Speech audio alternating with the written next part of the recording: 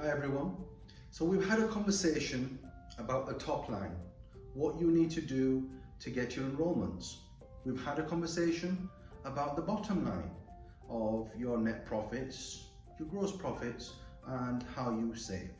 The final part of this series is really to talk about the final part, which is brand reputation or branding. As a principal, particularly as the CEO of the school or any organization, your brand reputation is something that's really important, and it contributes towards your top line and in effect to your bottom line. So the first point, if you're going into a new school, be it a greenfield site, a brownfield site, and you're starting the school, be it a well-established school that you're going into, or be it a school that's a turnaround school and you need to go in there and to improve that particular school.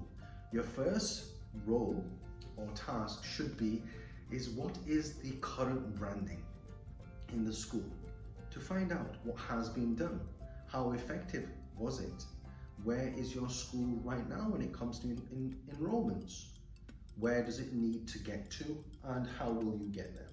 It's important to understand what your parents, your community, what they're saying about your school. So Google reviews is a really good one. I regularly check the reviews of the school I'm in, the current one over 2 years now. I'm always checking my reviews, seeing what type of sentiments are out there. And not just Google reviews, any surveys done within the school, if you've had any inspections and any feedback that's given from them, and wholeheartedly doing your own surveys to try to understand what your demographic, your parents, your community members are saying about your school. If, for example, there's been a journalist review done in your school, there's many examples of credible sources out there to see what is being said. That's a lens, that's a mirror to you as well to understand that. Once you understand what's being said in your school, the next step is why you. Why, like I mentioned before, would a parent choose their child to go to your school for 13 years or 15 years including foundation stage over anyone else? Why would they choose your school? What makes you unique? What makes you different? So your USPs or your value propositions are important. Why would I enroll my 3-year-old, my 5-year-old, my 14-year-old in your school over another school? So it's important you're able to articulate and write those key points down. You may be coming from a point of view of value for money. If you're a private, again, I always talk about private sector because that's where I am and that's what I represent as a principal and CEO.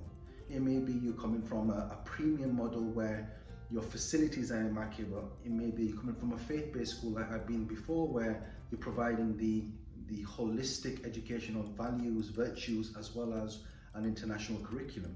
It may be that you're providing achievement. It may be you're providing a particular specialist area, sciences, the languages, the sports. It may be you're providing all of that. It may be you're providing a particular curriculum which is very niche and specific. For example, a Chinese school that specializes in, or a Finnish school, or etc., that is a niche market, and you're actually targeting a particular demographic or group of people.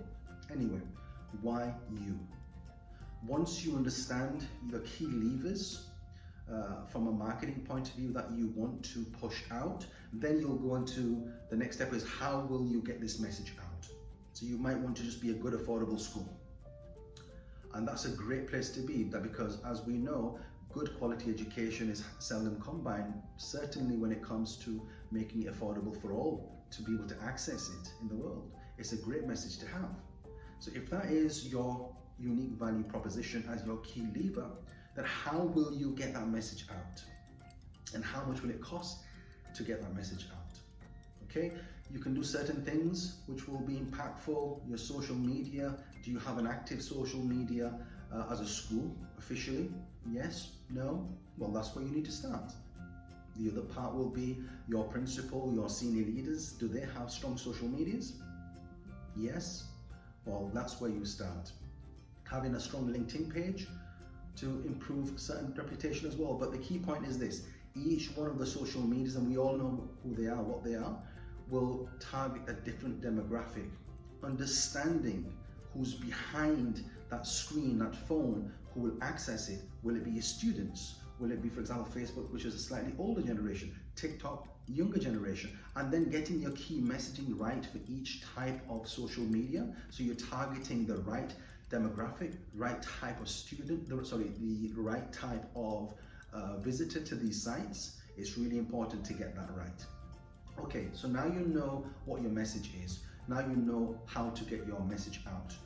You need to assign some budget within your marketing, wherever possible, against impact. Now, I have been in situations before where millions of dollars has been spent for example, muppies around a particular city.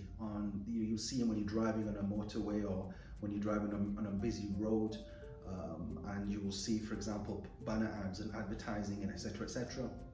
I've been in a situation where that's been done before, and in one particular case, over $1 million was spent over the space of a year for a number of schools on these muppies and these signboards, and they only got less than 50 enrollments. Is that value for money? $1 million for 50 enrollments? No. But that's what they thought would get enrollments, and it clearly did not work.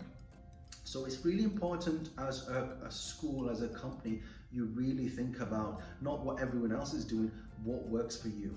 I've been in situations where Google advertising and SEOs have been highly impactful, and that's where I focus. Some schools may use radio ads. I personally don't. They don't have the return on investment that I would like to see from my marketing advertising. But again, that comes, so don't just do things blindly because other principals are doing it, or other schools are doing it, other groups are doing it.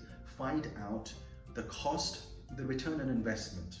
So what you invest in, will it have a return on investment? It's not just enough for brand reputation and awareness, which is important, but it's also getting in the top line. People choosing your school, saying that message. Marketing is really, really simple, guys. We complicate things, and specialists will complicate things. It's just basically having a message and shouting it out, and people listening to your message and coming and saying, right, I'm interested. And then comes the next part, which is taking an interest and converting it into a sale. A conversation for another day. But for now, is your message correct? Are you advertising it, whatever channels, for free? And there's many things you can do for that, social media being one of them, videos like this, raising awareness for yourself, your own brand, as well as your school being another one, speaking at conferences, speaking at events, doing that quite well, and I'll talk separately about how that would particularly work. And then having a pot of funding available to increase your brand reputation through marketing. So you're passing on your key values, your propositions, talking about your school, so people can come to you and say, right, okay, we want to know more. And once they're here at your doors in your school, then generating that into a sale, into an enrollment is a point for another day. Please do like the channel, support it, share these videos and subscribe to it, and I look forward to sharing more of my experiences with you in the future.